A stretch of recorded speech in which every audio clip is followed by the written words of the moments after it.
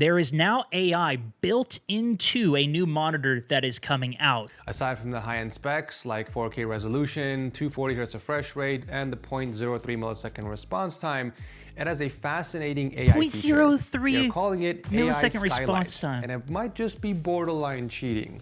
So this will detect an enemy's position in the game, and it will mark it right on the screen. Now, I think it has a bigger effect in a game like this, making it very easy for you to spot.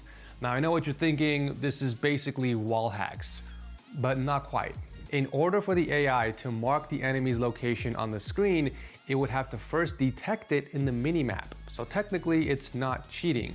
So you're using the intel that's available to you on the minimap, but it's displaying it on your screen for you. So you don't even need to look at the minimap. But this will add such an advantage to gamers because it eliminates the need to look at the minimap altogether.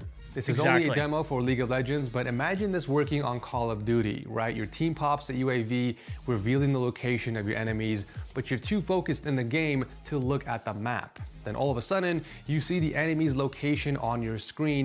Because the TAC map will tell you, like, okay, say there's a dot up in the top corner here. It's going to be behind the wall on the left, which would translate to this exact location. It's easy enough to translate that out in our heads. We figure out where that is. But if an AI is literally doing it for you and putting an indicator where this person is through the wall ahead of where you're going to pre-aim and then pre-fire or go for wall bang shots off of. Now, it still technically is within the knowledge of what you have in the game, but it's also such a drastic advantage. And like, I don't know. I would 100% consider this a cheat in terms of like the crazy advantage that you would get for it. Maybe there's an argument, right?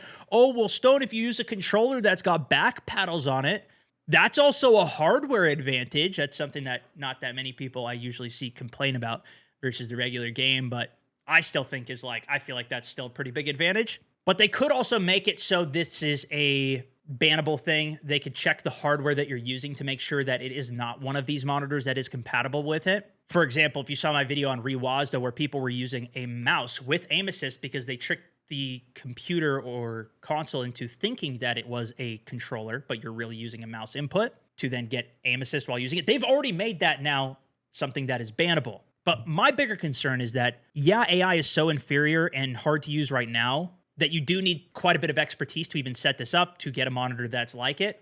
But how far are we off from being able to spoof this or do this without even needing a monitor or to hide that type of tech in competitive games, with really the main solution being to just give you the ability to always be able to look through walls? And is that as fun? I don't think so in a lot of ways.